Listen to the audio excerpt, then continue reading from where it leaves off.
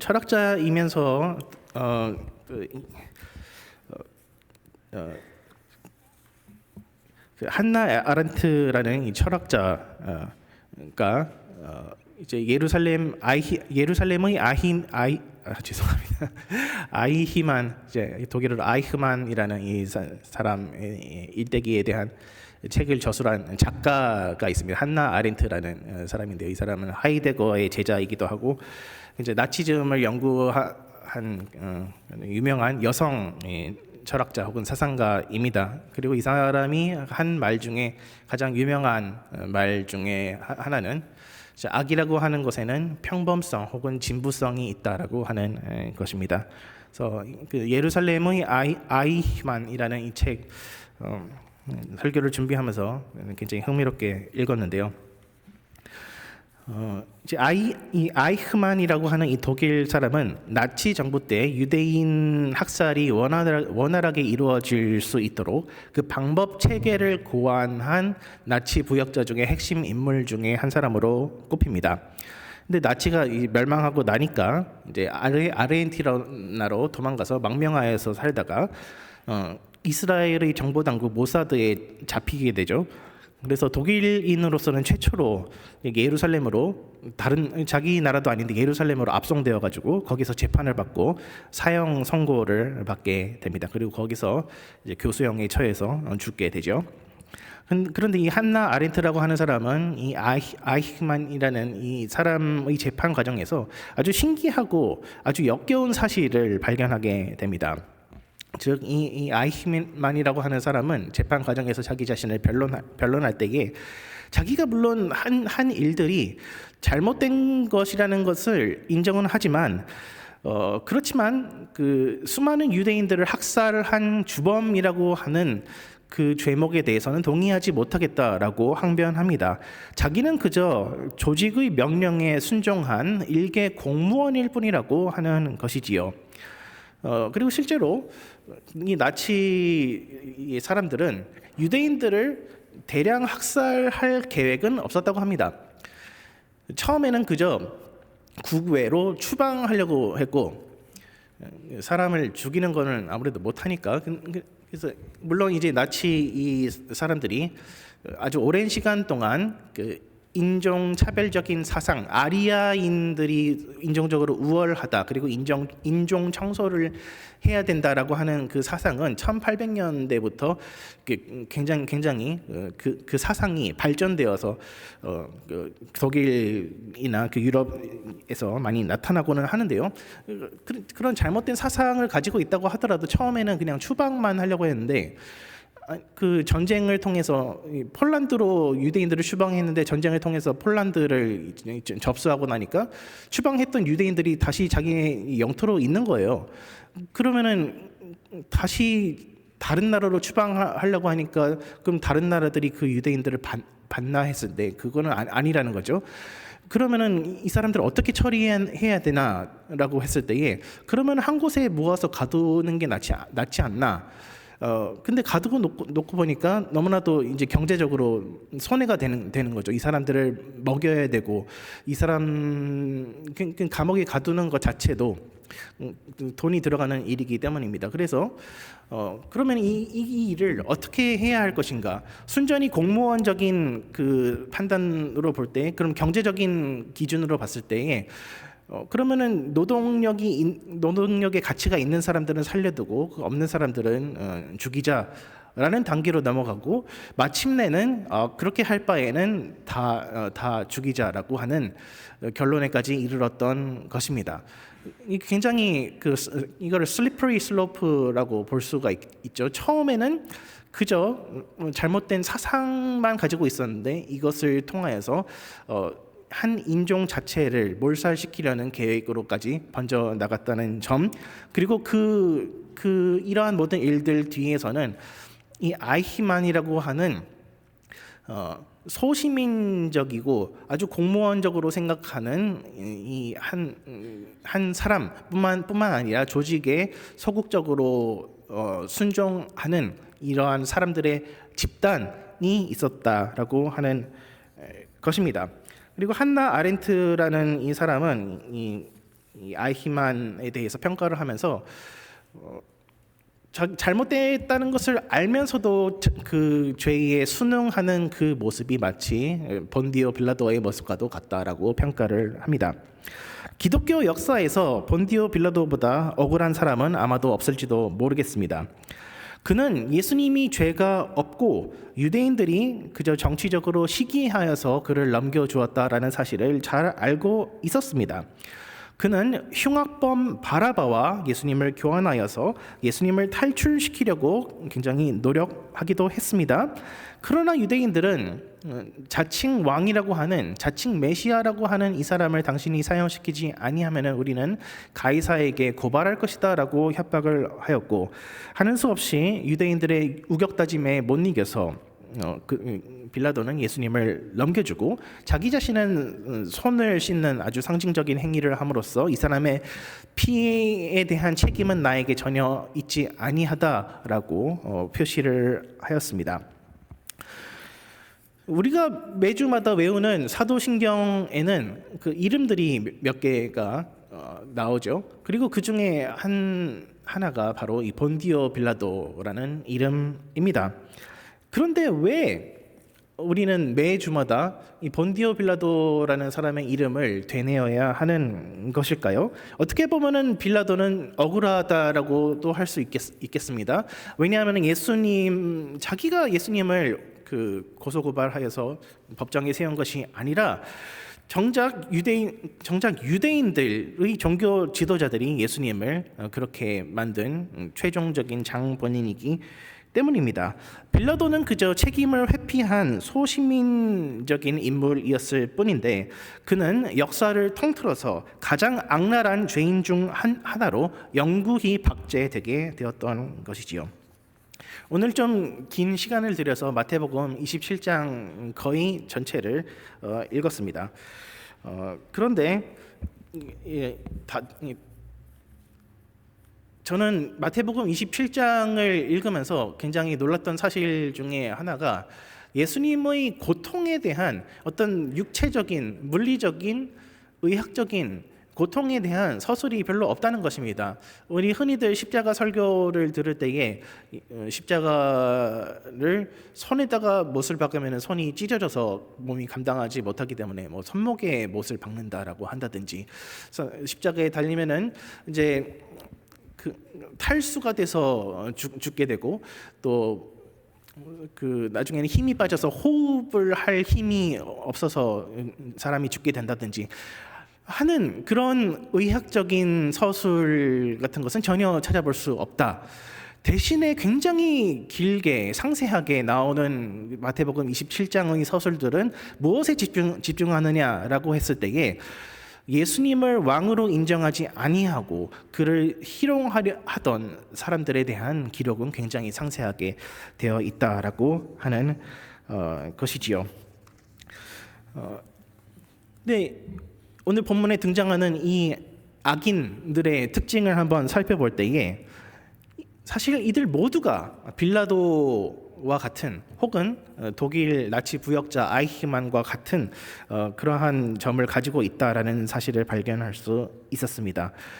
이들 모두 절대적인 악마라고 묘사되지 아니하고 오히려 나름대로의 선과 악의 기준을 가지고 살며 나름대로 그 사회에서의 역할을 충실히 수행하려고 하는 소시민적인 사람들이었다라고 하는 것이지요. 우선 가룟 유다를 살펴보도록 하겠습니다.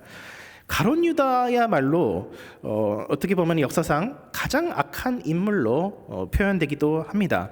단테의 신곡이라는 작품 속에서는 지옥이 층계로 나눠져 있는데요. 그래서 지옥의 맨 밑에는 누가 있느냐라고 했을 때에 사탄 마귀가 있습니다. 그런데 그 사탄 마귀의 바로 위층에는 누가 있느냐라고 했을 때 가룟 유다가 있다라고 얘기합니다. 어떻게 보면은 말이 되는 것 같기도 하고요. 왜냐하면은 성경에서는 확실하게 이 사람은 지옥에 갔다라고 말을 하는 사람이 그렇게 많지 않은데 가룟 유다가 그 중에 한 명이기 때문이죠. 그러나 오늘 본문을 자세히 살펴보시면은 가룟 유다는 그렇게 악마와 같은 사람은 아니라는 사실을 알 수 있습니다. 그에게도 최소한의 양심이라는 것이 있었고 어쩌면은 우리에게 동정심마저도 유발시키기 때문입니다. 가룟 유다는 예수님을 팔아 넘겼다라는 사실이 잘못된 일이었다는 것을 깨달았습니다. 그리하여서 대제사장들에게 가서 그 거래를 취소하겠다라고 제안하였으나 거절당합니다. 그리고 그는 죄책감을 이기지 못하고 극단적인 선택을 하고 맙니다. 그는 양심이 항상 작동하지는 않았지만 그래도 양심이 있는 사람이었던 것이지요. 특히 요즘에 어떤 자기의 정치적인 이득을 위해서 양심적인 판단을 모두 내어버리는 그러한 현대의 정치인들과 비교해 볼 때에 가룟 유다는 아주 상대적으로 선한 사람이라는 사실을 우리는 알 수 있습니다. 그럼에도 불구하고 그의 결말은 좋지 않았습니다. 대제사장들은 어떤가요? 대제사장들 그리고 유대 지도자들도 마찬가지로 예수님을 죽이는 그 계략에 참여했다는 점에서 굉장히 악한 자들임에는 틀림이 없지만 이들 나름대로 또 선과 악의 기준을 지키고 있다는 것을 살펴볼 수 있습니다. 그들은 가룟 유다에게 이제 돈을 주어서 예수님이 계신 곳을 좀 알려달라고 할 때에는 아무런 양심의 거리낌이 없다는 점은 지적받아야 마땅하지만 가룟 유다가 다시 그 은 30을 그들에게 되돌려주면서 내가 이 돈을 못 받겠소라고 했을 때에 그 돈은 핏값이기 때문에 우리 성전고에 넣어둬서는 안 된다라고 하는 굉장히 이상한 특이한 거룩함에 대한 관념을 보여주고 있는 사실을 발견할 수 있는 것이죠. 여기에 있어서 우리는 이들에게도 부패하긴 하였지만 일종의 양심 기제가 작동하고 있다는 사실을 살펴볼 수 있습니다. 게다가 나아가서 대제사장들에게는 종교적인 명분이 있었습니다. 예수님이 진짜로 하나님의 아들이라고 한다면은, 진짜로 하나님의 메시아라고 한다면은, 우리가 이렇게 계략을 짜가지고 그 예수님을 십자가에 못 박게 하는데 그대로 당할 리가 없다라고 하는 것이었습니다. 그렇기 때문에 예수님께서 자기 자신들의 손아귀에 당하게 되는 것이야말로 예수께서 그리스도가 아니라는 확실한 증거라는 그러한 생각이 있었고, 그렇게 된다면은 메시아를 사칭한 사람을 처리하는 것은 오히려 하나님을 도와주는 일이라고 그들은 생각했던 것입니다. 로마 병정들 역시 오늘 본문에서 절대적인 악마가 아니라는 사실을 알 수 있습니다. 그들은 예수님의 눈을 가리고 예수님을 때리고서는 누가 때렸는지 맞춰보시오, 예언자이면은 알 수 있을 거 아니냐는 식으로 놀리기도 하고, 그리고 예수님께 홍포를 씌우고 가시면류관과 갈대 지팡이를 쥐어주며 유대인의 왕이시여라고 무릎을 꿇으며 조롱하면서 경배하는 모습을 보이기도 합니다. 그리고 예수님을 굉장히 채찍질하고 구타하여서 십자가로 올라가는 길에 들어서기도 전에 굉장히 죽을 위험에 놓이도록 만들기도 하죠. 그러나 반면에 이 로마 병정들은 예수께서 십자가에 달리기 직전에 관용을 베풀어서 포도주에다가 마취제를 섞어서 십자가의 고통으로부터 조금이라도 벗어날 수 있도록 해주기도 하고, 또 예수님께서 엘리 엘리 라마 사박단이라는 큰 소리를 외치셨을 때 비록 그들은 그 내용을 이해하지는 못했지만 예수님께서 굉장히 어떠한 다급한 상황에 있다라는 사실을 인지하고서는 예수님께 신포도주 를 적신 그 해면 스펀지를 막대기에 매달아서 예수님께 마시게 했던 것이지요. 이들에게도 인간성이라고 하는 것이 있었다라고 하는 것입니다. 로마 병정들은 왜 예수님을 조롱하고 핍박했던 것일까요? 그것은 여러분이 로마 병정이라고 한번 생각해 보면은 쉽게 답이 나옵니다. 식민 통치라고 하는 것은 군사 지배가 아니고서는 이루어질 수가 없습니다. 그렇죠? 누가 다른 나라의 황제에게 세금을 바치며 그 황제의 말을 듣고 싶어 하겠습니까? 그 이유는 이제 말을 안 들으면은 내가 죽기 때문에 그런 거죠. 군사적인 위협이 현실 속에 있기 때문에 그러한 것입니다. 그래서 식민 통치는 공포심을 그 주된 무기로 삼습니다. 그런데 일반 아무런 죄 없는 시민들한테 그런 무력 행사를 할 수는 없죠. 그렇게 괜히 잘못했다가는 오히려 밀란이 일어나기 때문입니다. 그런데 예수님은 이 로마 병정들의 입장에서는, 아무것도 모르는 이 로마 병정들의 입장에서는 십자가 사형 언도를 받은 사람입니다. 짧게는 몇 시간 안에, 그리고 길게는 일주일 안에 십자가에서 반드시 죽게 되는 사람입니다. 그는 선한 사람이 아니라 죄인으로 판정난 사람입니다. 그러므로 로마 병정들의 입장에서는 로마 제국의 통치를 원활하게 하기 위해서 이 예수님이라는 이 예수님을 희생양으로 삼아서 로마 제국의 군대의 힘, 무력의 힘을 과시할 필요가 있었던 것입니다. 저는 군대를 공익 요원으로 다녀왔는데요. 제가 좀 늦은 나이에 군대를 가니까 좀 여러 가지 어려운 점들이 있더라고요. 근데 딱 지하철역에 이제 근무하러 가니까 군대 선임이 딱 펌을 잡고 얘기합니다. 이병 김경필, 야 너 다음 주까지 내가 정해주는 숙제 해와야 되는데 그 숙제를 뭐로 내줬냐 하면은 이제 슈퍼주니어의 이제 로쿠 거라고 하는 곡이 있는데 그 곡의 안무를 완벽하게 외워가지고 내 앞에서 춤춰라고 하더라고요. 그 이유가 뭐겠습니까? 내가 상관이고 너는 이제 부하다라고 하는 것을 똑똑하게 이제 알려주기 위해서였던 것이죠.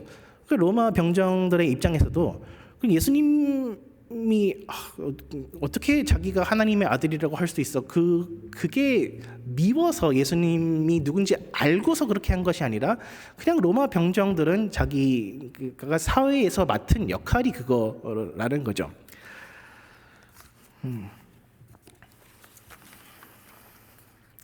이처럼 오늘 본문에서 나오는 그 어느 누구도 완전한 악마는 등장하지 않습니다. 예수님을 십자가에 못 박은 이 굉장히 끔찍한 사건이지만 다들 인간적인 면모가 있고 다들 각자의 나름대로 선과 악의 기준이 있고 거기에 따라서 살아가는 사람들입니다. 그러나 그 결과는 창조주이신 예수님께서 피조물의 손에 죽임당하는 아주 역사적으로 전무후무한 일이 발생하게 되었던 것이지요.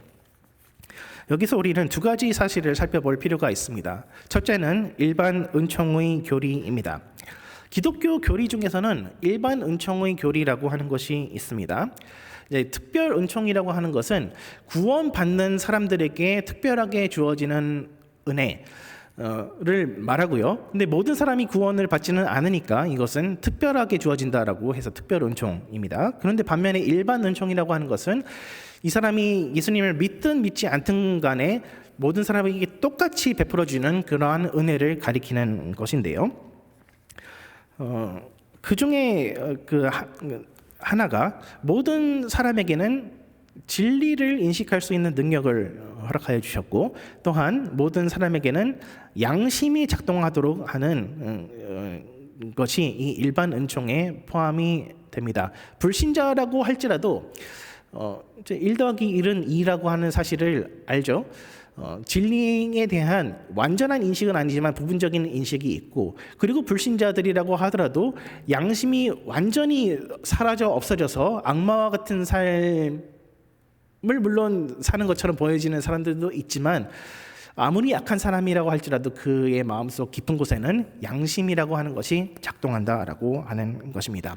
여기에 대해서 성 어거스틴은 이제 악이라고 하는 것은 선함이 부족한 상태, 선의 결여라고 설명한 바가 있습니다. 하나님은 선하시고 하나님은 빛들의 아버지로서 악한 것을 만들어내실 수 없다라고 한다면은 절대 악이라고 하는 것은 세상에 존재할 수 없다라고 하는 것이죠. 악이라고 하는 것은 선한 것이 모자란 상태에서만 나타날 수 있다. 생명이 선한 것이기 때문에 살인이 나쁜 것이고, 결혼이 선한 것이기 때문에 간음이 나쁜 것이고, 사유재산이 선한 것이기 때문에 도둑질이 나쁜 것이라고 할 수 있습니다. 이처럼 거짓말과 악독은 진리와 선함에 기생하면서 살아갈 수밖에 없습니다. 그러니까 이 말은 또 달리 생각해 보면은 세상에 절대적인 악마라고 하는 것은 존재할 수 없다라고 하는 것이지요. 이러한 일반 은총의 성격 때문에 악은 우리에게 평범하거나 심지어 친숙하게 느껴지기도 합니다. 그러나 이러한 악의 평범성의 뒷면에는 악의 본질이 도사리고 있습니다. 악의 본질이라고 하는 것은 하나님을 거역하는 교만이요, 내가 스스로 하나님을 죽이고서 하나님을 대신하여서 왕이 되고자 하는 악한 의도입니다. 오늘 본문에서 가장 많이 나오는 단어들 중 하나가 바로 왕 혹은 지도자입니다. 사람들은 계속해서 예수님을 유대인의 왕이라고 표현합니다. 물론 그것은 조롱하는 의미에서 하는 이야기이지만 그 사람들의 속내는 그렇다면은 예수님 당신은 왕이 아닙니다라고 하는 것을 계속해서 말하고 있는 사실을 발견할 수 있죠. 그 말인즉슨 인간 스스로 왕이 되고자 하는 그 욕망을 가지고 있다라는 것입니다. 대제사장들과 장로들, 이들은 유대 민족의 최고 지도자들입니다. 오늘 본문에서 이 대제사장들과 유대 지도자들은 할 수만 있다면 빌라도의 권력마저도 자기의 발 아래에 두려고 합니다. 예수님에게 자칭 메시아라는 어떤 죄를 뒤집어 씌워서 당신이 이 자칭 메시아라고 하는, 자칭 왕이라고 하는 사람을 처단하지 않으면은 우리는 당신을 가이사에게 고발할 것이요라고 하는 것은 빌라도가 가지고 있는 고난보다 자기들이 가지고 있는 파워가 더 세다는 것을 과시하는 것이었습니다. 총독이라고 하는 말도 굉장히 권력적인 말입니다. 헬라어로 총독이라고 하는 말은 헤게몬이라는 단어인데요. 여기에서 패권을 의미하는 헤게모니라는 단어가 이 헤게몬에서 등장했습니다. 마태복음은 마가복음과 비교해서 마가복음에서는 빌라도를 이름으로 주로 부르는 반면 마태복음에서는 빌라도를 그 직분으로 한 절반 정도 섞어서 부릅니다. 그만큼 총독이라는 단어가 계속해서 반복되는 것이지요.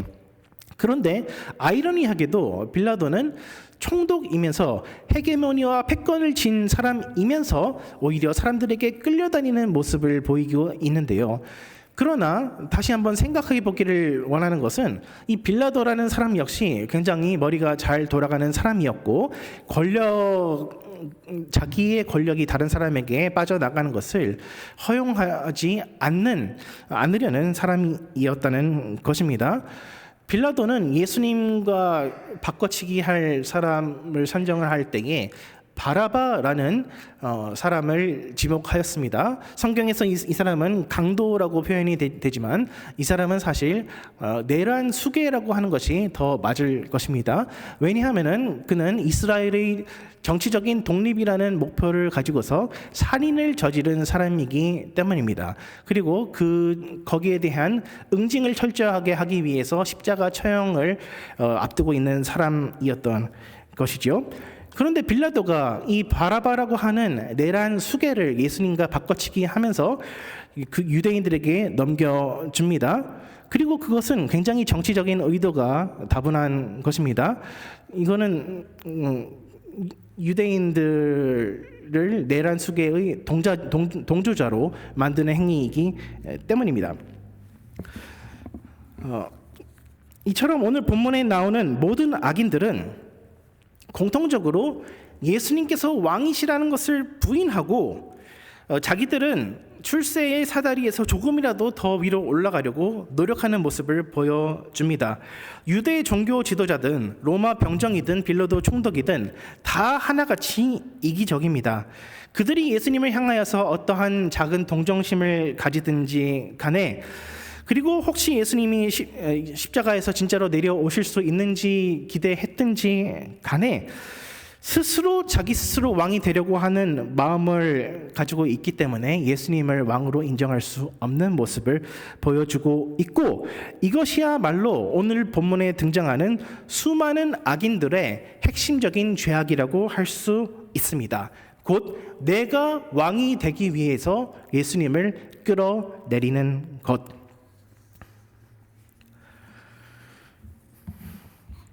오늘 본문이 주는 가장 중요한 교훈 중 하나는 이와 같은 방식으로 나 자신을 드높이고 예수님의 신성을 인정하지 않는 사람, 예수님의 왕권을 인정하지 않는 사람은 누구든지 자기의 손으로 예수님을 십자가에 못 박게 된다라고 하는 것입니다.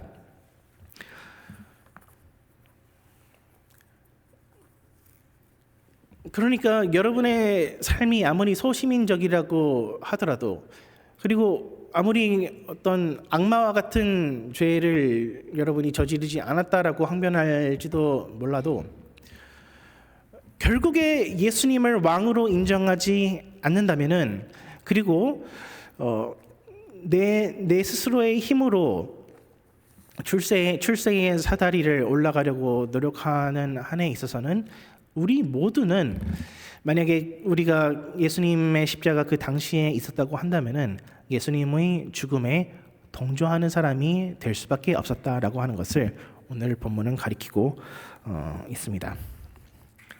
그러나 그럼에도 불구하고 기억하시기 바라는 또 한 가지 사실은 바로 예수님께서 이 수많은 사람들의 이기적인 행동들을 통하여서, 바로 그 이기적인 행동들을 통하여서 십자가를 지시고 하나님의 말씀을 성취하시고 우리 모든 믿는 자들을 위한 영원한 왕이 되어 주셨다라고 하는 것입니다. 곧 예수님께서는 당신이 무슨 왕이냐라고 조롱하던 바로 그 조롱을 통하여서 십자가에 달려 죽으셨고, 거기에 대한 아무런 저항이나 불평도 하지 않으셨음에도 불구하고 그 십자가 고난을 이기시고 온 세상의 왕으로 등극하신다는 점입니다. 사람들은 예수님을 다 왕위에서 끌어내리려고 안간 힘을 쓰지만 그 모든 일들을 통하여서 오히려 하나님의 뜻은 반드시 이루어지게 되는 것입니다. 인간으로서 예수님은 처절하게 당하시지만 하나님으로서의 예수님은 계속해서 성경 말씀을 하나씩 성취해 나가시며 승리해 나가십니다. 이것은 우리 인간이 무슨 짓을 하든지 간에 십자가 사랑은 반드시 승리한다라는 것을 보여줍니다. 그리고 그 십자가는 반드시 흔적을 남기고 열매를 맺습니다. 예수님을 조롱했던 로마 병정들 대신 로마의 백부장은 하나님의 아들 되심을 고백할 수가 있었고, 예수님의 십자가 곁에는 남성 중심의 종교 권력 사회에서 배제된 여인들이 그의 곁을 충실히 따르고 있었으며, 주님을 3번 부인했던 베드로를 대신하여서 억지로 십자가를 지고 갔던, 그러나 나중에는 주님의 제자로 변하였던 구레네 시몬이 있었고, 그리고 이 모든 일들의 시작점이었던 예수님의 아버지 요셉을 대신하여서 예수님의 장례를 치르러 자기의 제자로서의 정체성을 드러낸 아리마대 요셉이 있었습니다. 즉 어떠한 일이 있어도 십자가는 반드시 승리하며, 십자가는 반드시 내 삶의 흔적을 남기고 반드시 열매를 맺는다는 것이지요. 나의 실패보다 십자가의 승리의 무게가 더욱더 크다는 것을 우리가 인정할 때에 비로소 우리는 십자가를 따를 때 맞이하게 되는 고난들을 두려워하는 것이 아니라 그리하여서 사회의 맨 밑바닥으로 내동댕이 쳐질까봐 두려워하는 것이 아니라 내가 여지껏 일구어왔던 내 모든 지위와 내 모든 재산이라고 할지라도 하나님을 위해서 기꺼이 내놓을 수 있는 주님의 제자로 변모하게 됩니다. 제자라고 하는 것은 그러므로 내가 내 의지를 가지고서 십자가를 붙잡을 때에 되는 것이 아니라 우리 모두가 예수님을 십자가에 못 박는 죄에 동참하는 자가 되었지만 그럼에도 불구하고 십자가의 사랑이 나의 죄악을 이기고 나를 오히려 용서하고 나를 지켜주시고 나를 제자로 바꿔주신다라는 사실을 우리가 바라보게 될 때에 그때에야 비로소 우리는 제자로 설 수 있게 됩니다.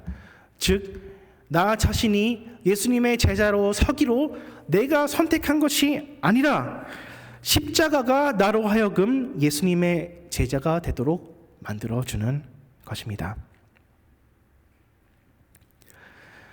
마태복음에서는 왕이라는 단어가 굉장히 많이 등장하고 또한 제자라는 단어가 굉장히 많이 등장합니다. 마치 예수님은 왕이시고 그분을 따르는 사람들은 제자라고 얘기하는 듯 합니다. 그런데 왕과 제자라는 이 두 개의 단어는 굉장히 조금 어색한 조합인 것 같습니다. 왕과 거지라고 하든지 왕과 신하라고 해야지 맞을 것 같고 제자의 반대말은 선생님, 스승이라고 해야지 맞을 것 같습니다. 그런데 마태복음은 왕의 반대말은 제자라고 얘기하고 있습니다. 우리 모두 제자가 될 수 있는 이유는 어떻게 보면 되게 신기한 일이라고 할 수 있습니다. 학교에서는 영원한 제자는 없습니다. 왜냐하면 교육과정을 성실히 밟다 보면 공부를 계속하는 사람은 언젠가는 스승이 되기 때문이죠. 그런데 성경은 우리 모두가 제자, 그것도 영원한 제자라고 말씀합니다. 그리고 이것은 예수님께서 우리의 영원한 스승이라는 사실을 가리키기도 하는 것이지요. 왜요? 예수님께서는 십자가에 죽으셨지만 3일 뒤에 살아나셔서 영원히 우리에게 진리를 가르치시는 분으로 남아 계시기 때문에 우리 모두는 예수님의 영원한 제자가 되는 것입니다. 또한 이것은 우리가 왕 대신 예수님의 제자라고 하는 것은 우리가 주님 앞에서 어떠한 상하관계, 어떤 강압적인 상하관계에 있는 것이 아니라는 사실을 보여주기도 합니다. 신하가 왕의 말을 거역하는 신하는 있을 수 없죠. 만약 거역한다면 그것은 반란이지요. 왕의 말을 거역하면은 감옥에 가거나 사형에 처해지게 됩니다.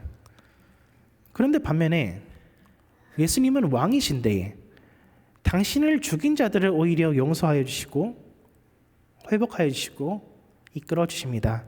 그렇기 때문에 예수님은 우리가 끌어내릴래야 끌어내릴 수 없는 분이시며 우리의 모든 가치 평가 기준을 초월하는 분이시며 따라서 우리는 그분을 평가하기보다는 오히려 찬양하고 경배할 수 있을 뿐입니다.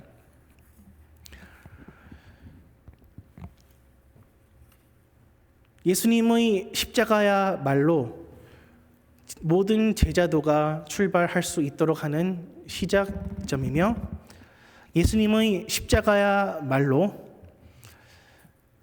그분 앞에서 우리가 경배해야 할 이유를 보여줍니다.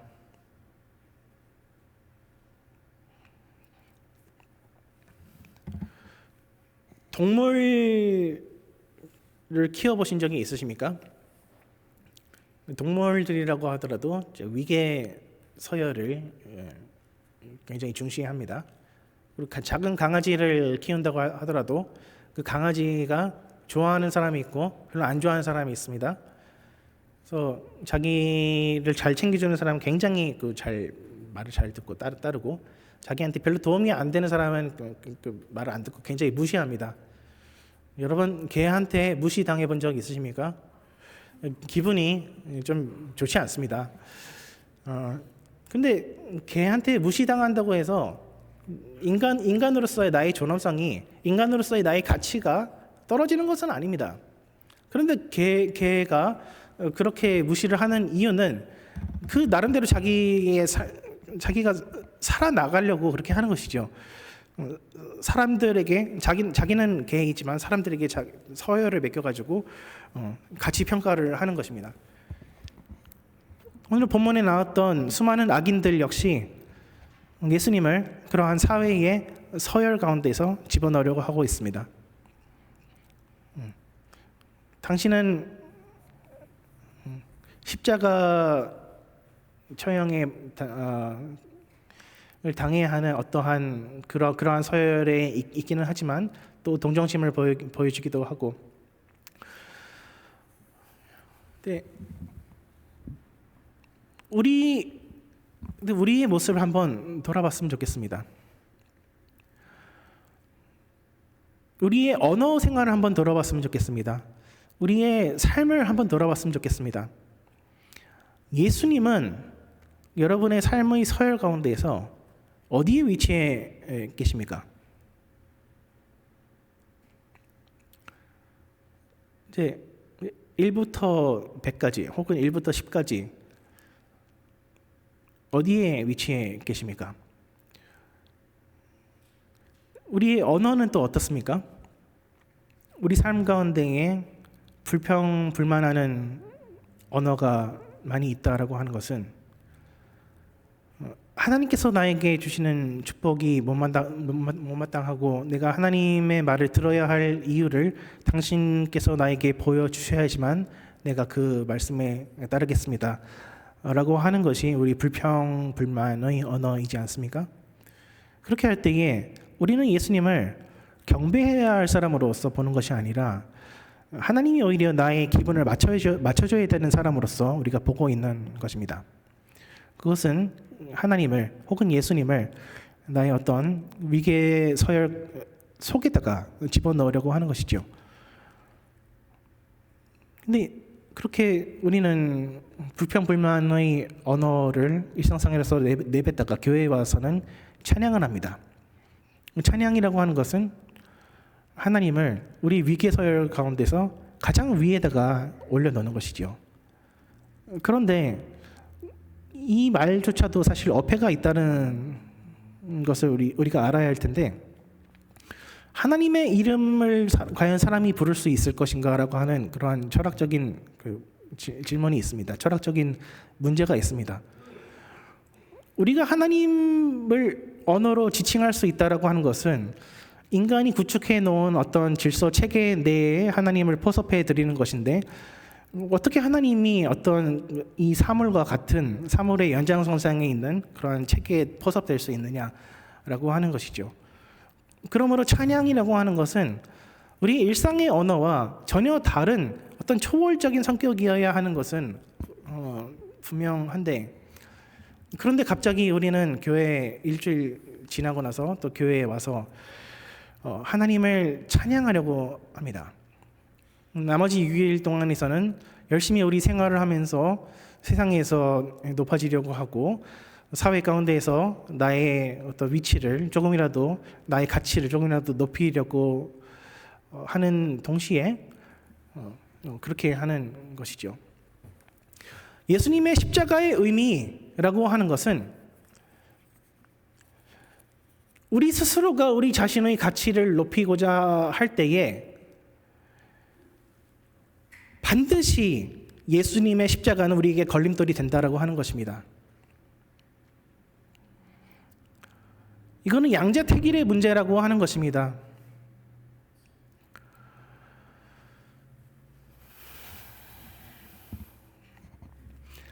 그럼에도 불구하고 예수님의 십자가라고 하는 것은 우리는 우리 자신의 힘으로는 이 위계 서열의 연결고리에서 아등바등하며 살아갈 수밖에 없고, 우리 자신의 삶 속에서는 선한 것을 거기로부터 탈출하는 그러한 방법을 우리가 모른다고 할지라도 예수님의 십자가가 우리의 그 모든 부족함을 이기고 용서하고 끌어안으며, 그럼에도 불구하고 예수님이 우리의 왕이 되어 주신다라고 하는 것이 바로 이 예수 십자가의 복음인 것입니다. 그렇기 때문에 제자라고 하는 것은, 예수님을 따르는 제자가 된다라고 하는 것은, 나의 모든 자격이 없음에도 불구하고 예수님께서 나를 당신의 제자로 삼아주셨다는 것에 감사함으로 오로지 당신을 찬양할 수밖에 없는 사람들에게 주어지는 혜택인 것이라고 할 수 있습니다.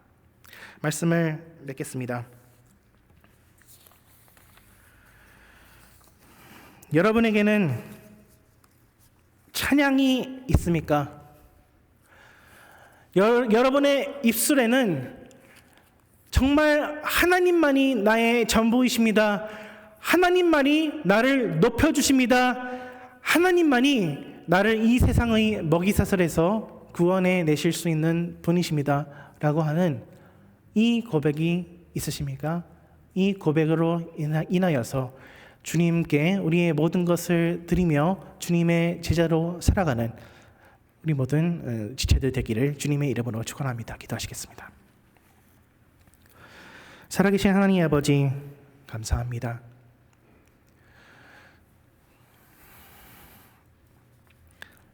우리는 너무나도 시야가 좁아서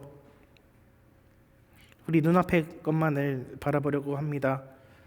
그리고 우리가 당하는 고난이 너무나도 극복해내기 어려운 것이라고 생각하기도 합니다. 하나님 아버지, 그러나 주님의 십자가가 이 모든 것을 넉넉하게 이긴다라고 우리의 입술로서, 우리의 마음으로서, 우리의 영혼으로부터 고백하게 하여 주시옵소서. 그래서 우리 영혼 가운데에 주님을 향한 찬양이 항상 흘러넘치게 하여 주시옵소서. 감사드리며 예수 그리스도 이름으로 기도드리옵나이다.